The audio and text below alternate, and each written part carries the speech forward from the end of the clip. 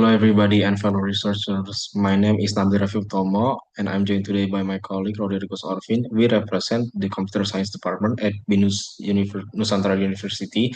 Today, we are honored to present our quantitative research title, Enchanting Security in Software Development Using DevSecOps and Explorative Data Analysis of Cyber Attack Incidents. To understand the necessary of our research, we must first look at the critical shortcoming of traditional software development lifecycle. Historically, SDLC models have treated application development phases as independent linear functions, where security was frequently relegated to the very bottom of backlog.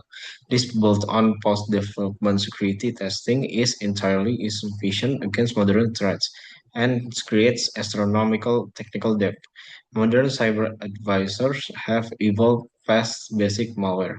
Today, they target the software development infrastructure itself. Supply chain attack, which targets open source libraries downloaded daily by developers, have emerged as frontline attack surface. Incidents like SolarWinds hacks, the Log4j zero-day proof that exploiting a single upstream dependency can grant attack access to thousands of downstream enterprise customers. To move past in the research methodology, we conclude a quantitative explore data analysis of ADA. We analyze a global cybersecurity dataset from Kaggle compromising 14,130 cyber attack incidents across various industries.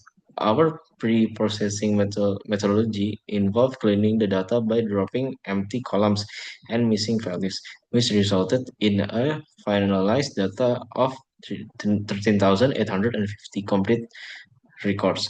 Because we were working with textual data in the solution and detection methods columns, we implement natural language processing strategies, specifically string matching and reject patterns to extract silent feature and normalize the text for our analysis.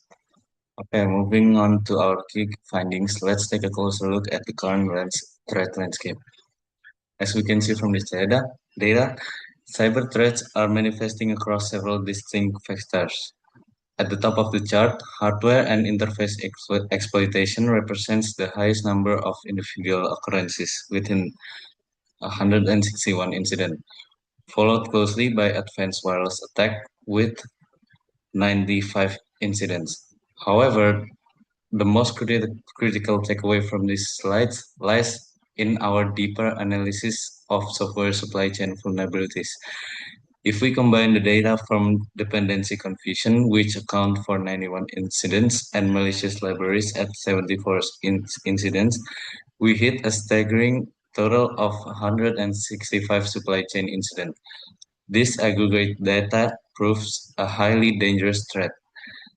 Attackers are shifting away from traditional perimeters. Instead, they are actively typo squaring packages inside widely trusted ecosystem like NPM and PyPI. By slipping malicious code into upstream software dependencies, adversaries can completely bypass traditional runtime security layers, turning standard build environment into a threat factors.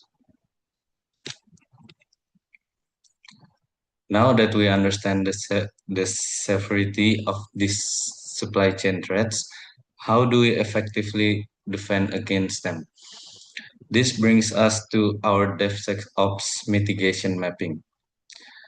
To discover an actionable solution, we conducted a comprehensive text mining analysis of over 14,000 recommendation mitigation data points, specifically 14,133 columns.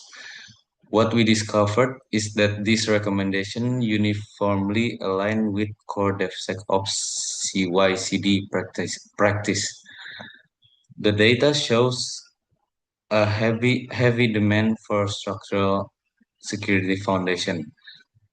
Access and zero trust leads with 1958 recommendation, followed instantly by input validation and sanitation at 1954 recommendation. While these baseline defense are essential, the targeted answer to our supply chain issue is found in the next two categories: continuous monitoring and automated scanning. Therefore, our definitive solution to combat these emerging supply chain threats is in mandatory integration of software composition analysis or SCA directly into CI/CD pipeline. By automating this process, the pipeline can seamlessly scan every external library download against global CVE database in real time, effectively blocking malicious dependencies before they ever touch the production environment. To wrap up our presentation, let's take a look at the strategic conclusion and the roadmap for the future research. In conclusion, we have categorized our final takeaways into two main pillars: architectural necessity and future research scope. First, an architectural necessity standpoint. We must recognize that a transition to DevSecOps is no longer just a flexible recommendation. It is a strict requirement for modern software engineering. Our data proves that relying on post-development perimeter defenses is a falling strategy because they are inherently reactive and insufficient. Instead, organization must embrace a shift left strategy, embedding automated validation like SAST and DAST and also SCA directly into day-to-day code editors and build pipelines. Looking ahead, our future research scope will focus on two key areas. First, we plan to implement predictive threat modeling by training machine learning classifiers such as random forests to move beyond known vulnerabilities and proactively predict zero-day threats.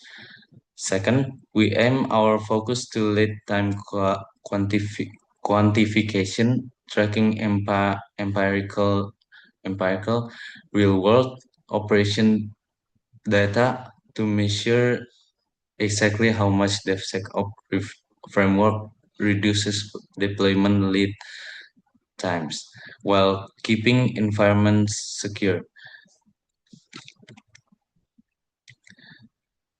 Thank you very much for your time.